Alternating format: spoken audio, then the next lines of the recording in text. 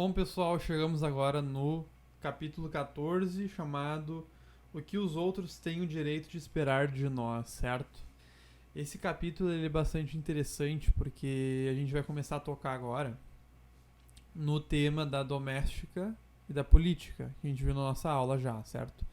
Então a gente começa a pensar mais no homem em grupo do que individual, certo? Uma coisa que é preciso ficar claro aqui: todo grupo, todo conjunto de elementos, ele tem uma forma, ele tem uma unidade, uma regra, um propósito que lhe dá unidade, que lhe mantém junto realmente. Nos grupos que são naturais, como por exemplo a família e o Estado, essa unidade, esse propósito que dá unidade a esses grupos, ele também é natural, porque o grupo é natural, tá? Então, o propósito natural da família vai ser justamente esse viver, dar condições necessárias para que o homem viva minimamente ali, né? Receba educação, uma educação mínima, receba ali a linguagem. Então, o pai cuida dos filhos, o pai e a mãe cuidam dos filhos, alimentam, né? Proporcionam saúde para os seus filhos.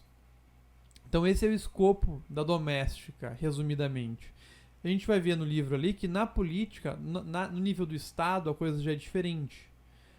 O homem vê essa vantagem que existe, uma vantagem natural, de voluntariamente, aqui os libertários ficam felizes, né? É uma relação voluntária e não compulsória que dá origem a esses grupos. Então, se for compulsório, se for não voluntário, já não é mais Estado no sentido aristotélico. Tá? Mas o homem, então, naturalmente vê vantagens de se associar voluntariamente com outros. Famílias se associam com outras famílias. Aí vai surgir o mercado, sistema de trocas, produção de trocas. Vai surgir a divisão do trabalho, a especialização de cada homem em um dado produto, para que o homem consiga viver melhor, consiga perder menos tempo trabalhando, produzindo aqueles bens externos e possa focar mais tempo nos bens superiores para a felicidade humana, nos bens imateriais, por exemplo, né? Amar, beleza, estudar, obter conhecimento, contemplar a realidade, contemplar a verdade, tá? Que são as operações mais elevadas do homem, mais próprias a ele. Tá? E aí, aqui no livro, a gente vê uma diferença entre o animal que instintivamente cria esses grupos, né? Por exemplo, uma abelha, ela instintivamente, então tá codificado lá no DNA dela que ela vai fazer isto, que é viver numa colmeia. Inclusive, é bem complexa a coisa, é uma sociedade ali. A abelha se comunica com as outras realmente. Pode até indicar aí na natureza onde é que está um local bom ali para polonizar, certo? Um local cheio de flores ali. Pode indicar isso para as outras abelhas por meio de uma dança, ou seja, existe uma comunicação até mesmo. E hierarquias, é claro, tem a abelha rainha, depois as outras lá. Mas ainda assim é instintivo. O que o Aristóteles traz para nós é a reflexão de que esses agrupamentos do homem, apesar de serem naturais, a família e o Estado, naturais porque realmente decorrem da natureza humana. Por quê? Porque o seu fim é natural, ou seja, visa a vida e a boa vida do homem, que são coisas naturais. Apesar disso, eles não são instintivos.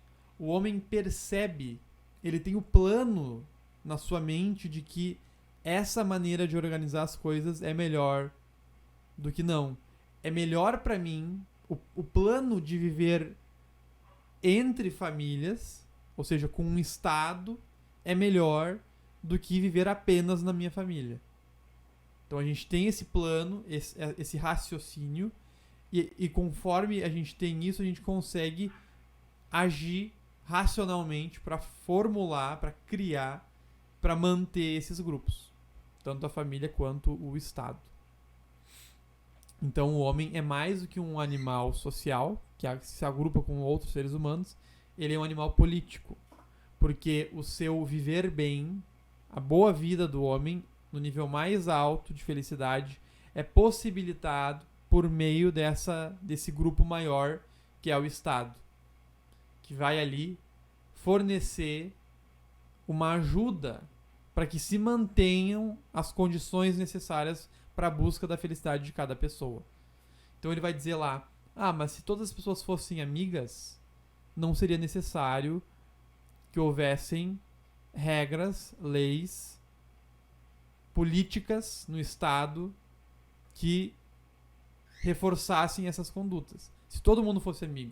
Aqui a amizade, pessoal, é no seu nível mais alto. Porque eu poderia ser amigo de uma pessoa por mera utilidade.